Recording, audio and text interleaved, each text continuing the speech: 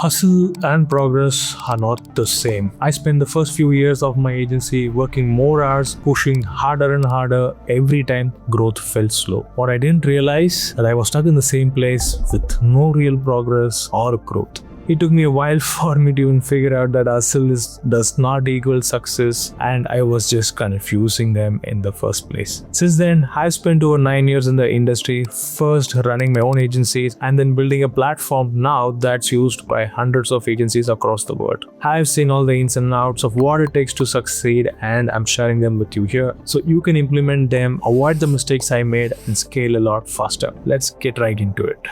Working harder isn't the answer.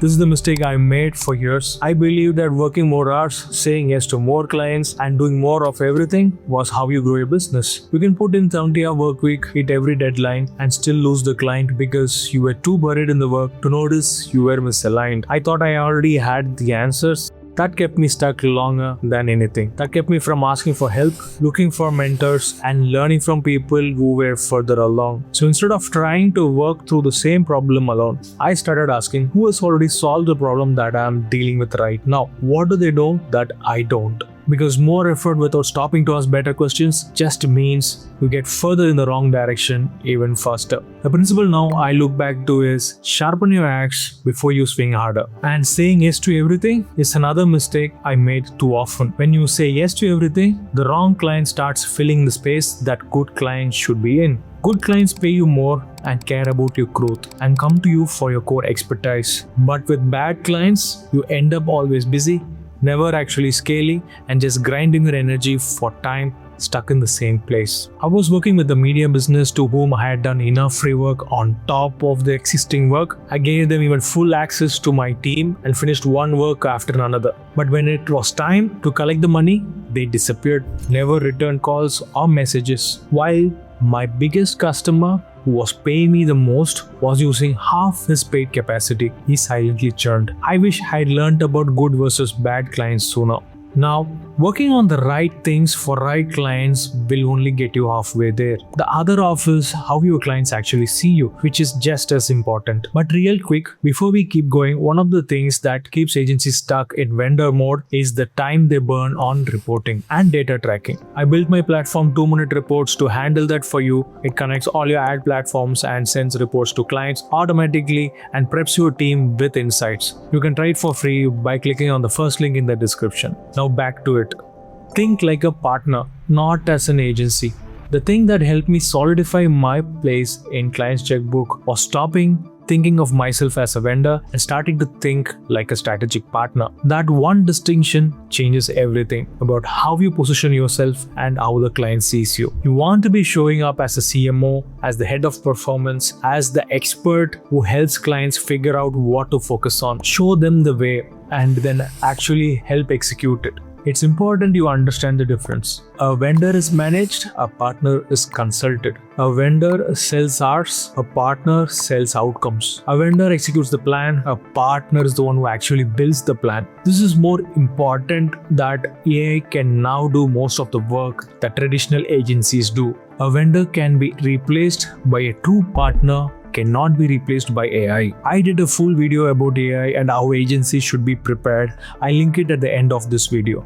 Becoming a partner is actually easy. The access to make this shift is already there with you. From the day you close a deal, a client will never say no to a meeting with you. Most agencies use these meetings to run through updates and timelines, but the ones that build lasting relationships use them to bring recommendations, surface things that client hasn't considered yet, and show up with point of view rather than just a status report. The thing that makes a client genuinely afraid to lose you is when you think about their business like it's your own. When a client feels that, they're not going to be comparing your prices to any other agency. The thing is, showing up as a partner is only sustainable if the operations behind it can support it. If the business is still pulling you into weeds every day, none of this is possible. So before any of this works, you have to build a machine.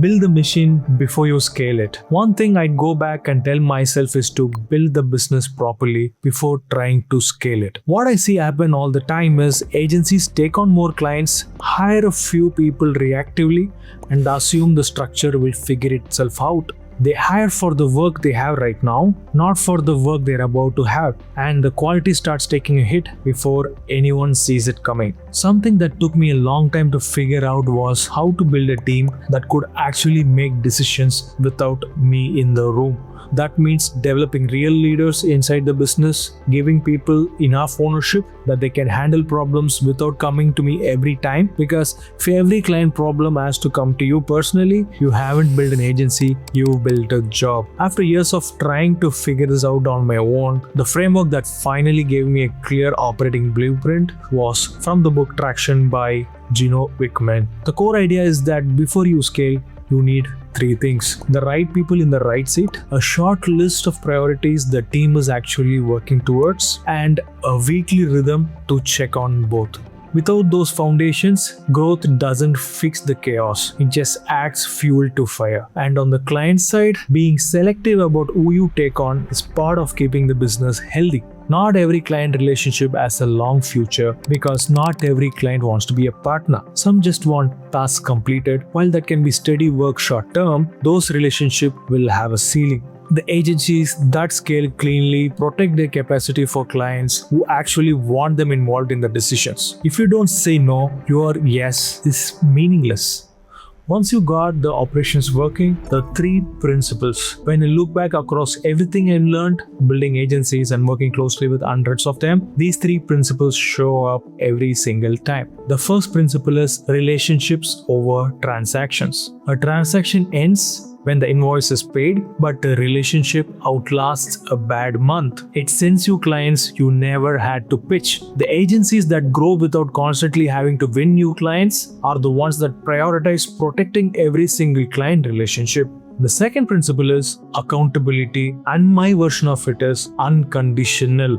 You need to own the results whether the month goes well or not. If something isn't where it should be, that conversation doesn't wait for the monthly review. That has to be communicated and handled immediately. The third and the last principle is outcomes over activity. The question a client is always asking, whether they say it out loud or not, is whether you're making progress toward what actually matters to them. So here's how you tactically do this. Instead of trying to move every goal at once, pick one goal per month and make that the only thing the team is pointed at. That way, you can sit down with any client at any point and tell them exactly where you started, where you're at now, and what's happening next to making progress. Give a client that answer every month and they stop asking you why they are paying you. Now, as I mentioned, busy work is what's holding back most of the agencies I came across, and a big part of that is client reporting, pulling the data together, creating the report for your clients, not even knowing if the client opened it. So that's exactly why I built 2-minute reports. You can click the first link in the description and start using it for free. What it does is it connects to all your ad platforms, e-commerce platforms, pulls everything into Google Sheets or Looker Studio all automatically and sends client reports without you, and you can even use it through AI tools like Claude and ChatGPT.